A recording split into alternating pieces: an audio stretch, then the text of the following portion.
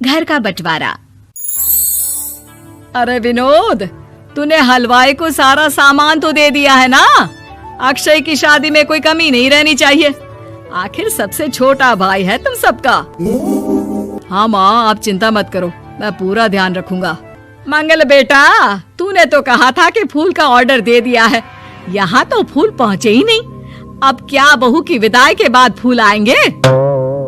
माँ, मैंने अभी बात की है फूल वाले से, वो रास्ते में ही है। आप किशोर भैया से क्यों नहीं कहती कुछ करने को? किशोर पहले ही मेरे बताए काम कर रहा है। पास के सभी रिश्तेदारों और मोहल्ले वालों को कार्ड वही तो देकर आया था। रिसेप्शन के लिए हॉल भी उसी ने बुक किया था। टेंट कुर्सी वालों को भी तो वही देख रहा है। पर कई मोहल्ले वाले तो हमारे भरे पूरे परिवार से जलते भी हैं। उन्हें बुलाने की क्या जरूरत थी? बेटा, शादी ब्याह में तो बुलाना ही पड़ता है, नहीं तो लोग क्या कहेंगे। दादी दादी देखो ना, हलवाई अंकल हमें लड्डू नहीं दे रहे, आप इनको डांटो ना। अरे चैन सुख दे देना बच्चों को लड्डू, क्यों तंग कर रहा है इन्हें? बीबी जी, मैं कहाँ मना कर रहा हूँ, लेकिन लड्डू बनते ही ये बच्चे उठा उठा कर खा लेते हैं।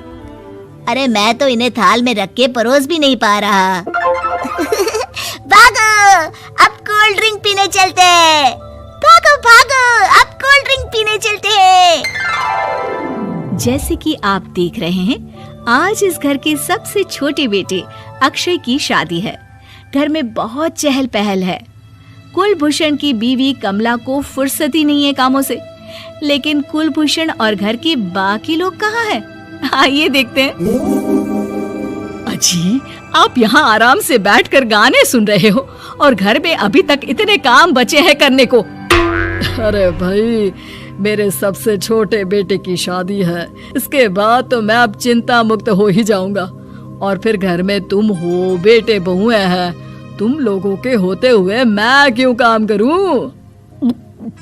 मैं तो शान से बेटे की शादी में जाऊंगा तैयार होकर। अरे ठीक है, अब आप आराम ही कीजिए। एक बार अभिषेक की बीवी आ जाए, फिर मैं भी आराम करूंगी और मेरी चारों बहुएं पूरे घर की जिम्मेदारियां संभाल लेगी। इतना कहकर कमला वापस अपने काम में लग जाती है। बेटा भी, तू अब तक तैयार नहीं हुआ? किससे बात कर रहा है फोन पर? तैयार कैसे हूँ? सैलून जाने से तो आपने मना किया है, क्योंकि मुझे हल्दी लग चुकी है। भाभीयों को देखो, सुबह से पार्लर में है। अक्षय की शादी हो जाती है और नंदिता बहू बनकर घर आ जाती है, लेकिन इस घर की खुशियों को मानो किसी की नजर लग गई थी। नंदिता के आने के बाद आए दिन घर की शांति भंग होती रहती। अपने माँ बाप की इकलौती बेटी को इतने बड़े परिवार की जिम्मेदारियां कहाँ संभालनी थी? अभी देखो ना, मेरे हाथों की मेहंदी भी अभी नहीं उतरी है और तुम्हारी मम्मी ने मुझे घर के कामों में लगा दिया। मैंने सोचा था कि घर की सबसे छोटी बहू होने के कारण मुझे सब पलकों पर बिठा के रखेंगे, पर यहाँ तो पलक झपकने की भी फुर्सत नहीं मिलती। देखो नंदू, शादी के पहले ही मेरे घर वालों ने तुम्हें और तुम्हारे पेरेंट्स को बता दिया था कि मैं जॉइंट फैमिली में रहता हूँ, तो फिर अब ये शिकायत क्यों? और फिर तुमसे पहले मेरी भाभी भी तो आई थी शादी करके, उन्होंने तो कभी कुछ नहीं कहा। नंदिता तब तो चुप हो जाती है, लेकिन ऐसा बहुत दिनों तक नहीं चलता। अरे नंदिता, माँ बाबूजी की दवाई का टाइम हो गया है, उन्हें दवाई दे आओ और उसके बाद सबके लिए नाश्ता बना देना। पर भाभी, मैं तो अभी अपना फेवरेट सीरियल देख रही हूँ, प्लीज मेरी जगह आप कर लो ना ये काम। ठीक है, मैं तेरी जगह माँ बाबूजी को दवाई दे आती हूँ और नाश्ता बना लेती हूँ। तू मेरी जगह पूरे घर की डस्टिंग करके 5 बच्चों को स्कूल के लिए तैयार करके भेज देना और दोपहर का खाना बनाने के बाद कपड़े धोकर सुखा देना। उसके बाद हम दोनों मिलकर बाजार जाकर सब्जी ले आएंगे, फिर डिनर की तैयारी कर लेंगे और उसके बाद बस भाभी, मैं माँ बाबूजी को दवाई देकर सबके लिए नाश्ता बना देती हूँ। हे भगवान, ये कहाँ लाकर फंसा दिया मुझे। मेरे घर में तो गिनती की 8 रोटियां और 2 सब्जी बनती थी और नाश्ता निपट जाता था, यहाँ तो रोटियों का ढेर और सब्जियाँ बड़े बड़े पतीलों में बनानी पड़ती है। नाश्ता बनते बनते लंच का टाइम हो जाता है और लंच बनते बनते डिनर का। अभी मुझ में तुम्हारे पूरे परिवार का नखरा उठाने की और ताकत नहीं बची। मैं ऐसे नहीं रह सकती। अरे तो क्या चाहती हो तुम? मुझे अलग रहना है बस। तो ठीक है, हम कल ही शिफ्ट हो जाएंगे किराए के घर में। इतना बड़ा घर होते हुए हम किराए पे क्यों रहेंगे? ना जी ना, घर में ही दीवार खड़ी करो अपने हिस्से के आगे। घर के साथ साथ घर की खुशियों में भी दीवार खींच जाती है। ऐसे ही कई महीने बीत जाते हैं और नंदिता माँ बन जाती है। बच्चे के आने से अभिषेक के कंधों पर खर्चों का बोझ आ पड़ता है। अभिषेक का बोझ कम करने के लिए नंदिता भी पार्ट टाइम जॉब कर लेती है, लेकिन इससे उसके सर पर नौकरी, घर और बच्चे की जिम्मेदारी बढ़ जाती है। नंदिता, ये क्या है? तुमने घर भी ठीक से साफ नहीं किया, ना ही मेरे कपड़े धुले हैं। चिंटू के बाल भी कटवाने जाना था, देखो उसके बाल कितने बढ़ गए हैं। अरे करती क्या हो पूरा दिन तुम? मैं करती क्या हूँ? तुम्हारा नाश्ता और लंच बनाने के बाद चिंटू को डे केयर सेंटर पर छोड़कर आती हूँ, फिर खुद ऑफिस जाती हूँ। पूरा दिन काम करके आने के बाद बिना आराम किए बाजार से सब्जियाँ लेकर आती हूँ, घर आकर खाना बनाती हूँ, चिंटू को देखती हूँ और क्या करूँ मैं? तो किसने कहा था अपने सर पर इतने काम लेने को? मत जाओ ऑफिस। ऑफिस जाए बिना घर के खर्चे कहाँ से पूरे होंगे? चिंटू की डे केयर का खर्च, उसके लिए बेबी फूड का खर्च, प्रेस वाले का खर्च, ये सब तुम्हारी सैलरी से होता नहीं है। अगर परिवार से अलग नहीं होती तो इतनी मुसीबतें नहीं उठानी पड़ती तुम्हें परिवार के साथ मिलकर काम करने में दिक्कत थी, लेकिन काम तो अब भी बहुत है तुम्हारे सर पर। चिंटू को भी डे केयर भेजने की जरूरत नहीं पड़ती। उसको गोद में खिलाने के लिए दादा दादी और घर के सभी बड़े होते। उसके साथ खेलने के लिए उसके भाई बहन भी होते। मेरे तीनों बड़े भाइयों के बच्चे भी बड़े हुए हैं, लेकिन बिना महंगा बेबी फूड खाए, क्योंकि मेरी माँ और भाभियाँ बहुत अच्छे से जानती है कि बच्चे को क्या खिलाना चाहिए। बिजली के बिल जैसे खर्चे भी सब मिलकर बांट लेते थे, लेकिन तुम्हें तो सबसे अलग रहने में ही मजा आता है, तो अब शिकायत क्यों करती हो? बस करो अभिषेक, बस करो।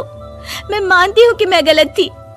मेरे एक गलत फैसले ने हमें बिल्कुल अकेला कर दिया है सबसे। एक घर में होते हुए भी हम बाकी परिवार से अजनबियों की तरह रह रहे हैं। अभिषेक और नंदिता की सारी बातें घर के बाकी लोगों को सुनाई दे रही थी। तभी कमला बोल पड़ती है। अरे नंदिता बहू, किसने कहा कि तुम अकेले हो?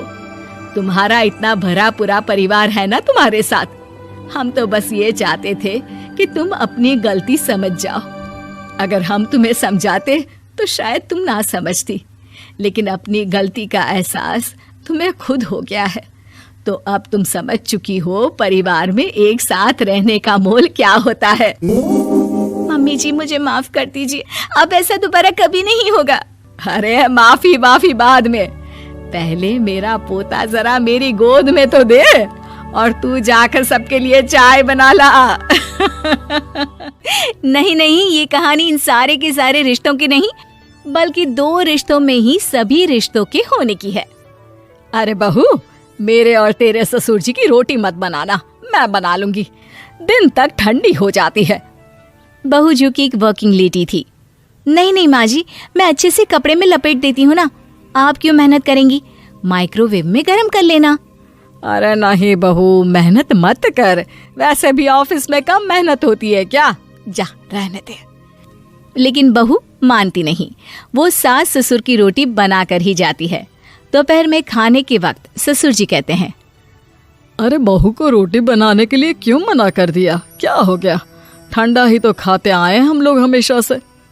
अरे वो क्या है ना, सुबह ऑफिस जाती है, घर का सारा काम करने में वक्त लग जाता है, अरे थकती है वो अलग, तो मैंने सोचा बहाने से ही थोड़ा कम काम करवाऊं। ससुर मुस्कुरा रहे होते हैं। ये तो अच्छा है, बहू को समझना जरूरी है।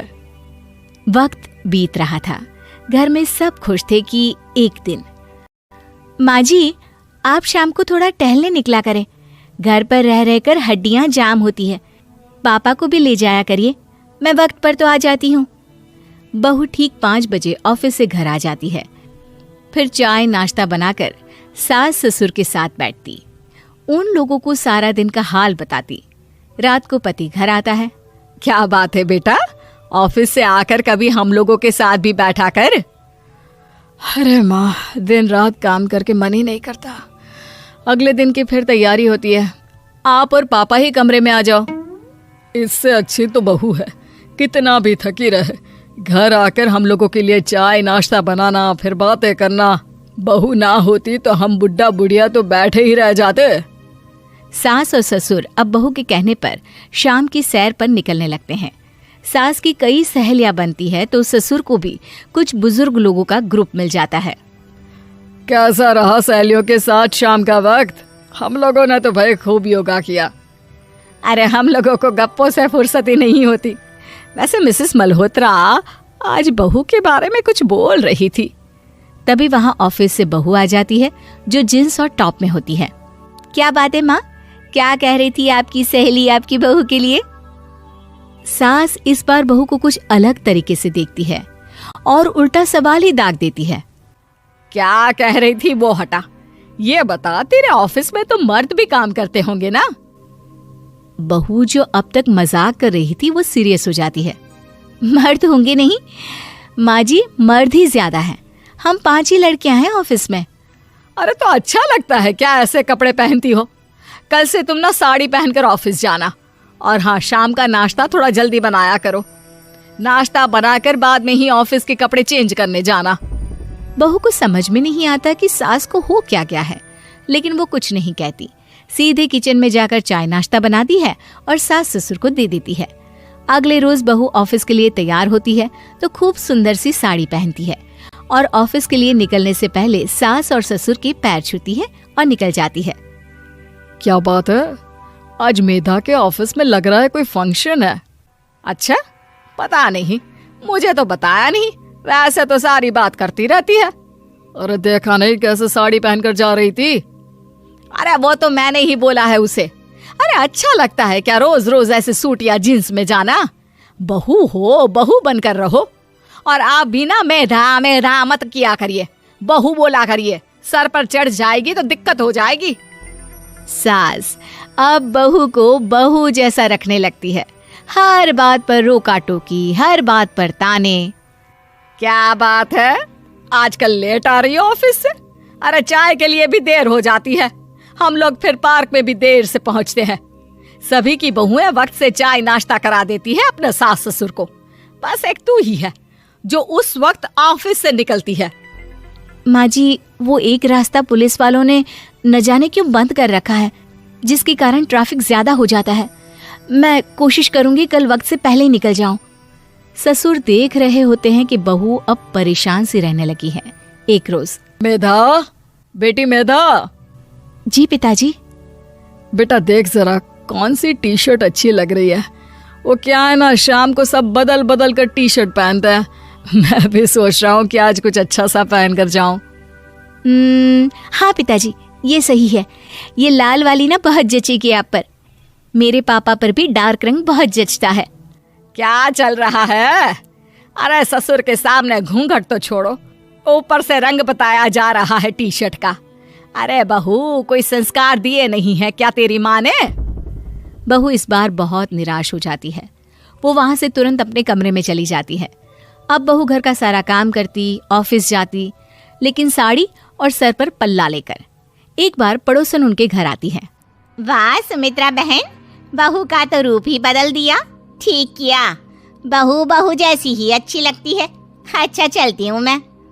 पड़ोसन के जाने के बाद सास बड़ी अकड़ के साथ कहती है, देखा मेरा कमाल, कैसे मैंने मेधा बहू को कंट्रोल में कर लिया। अब बारी ससुर के बोलने की थी।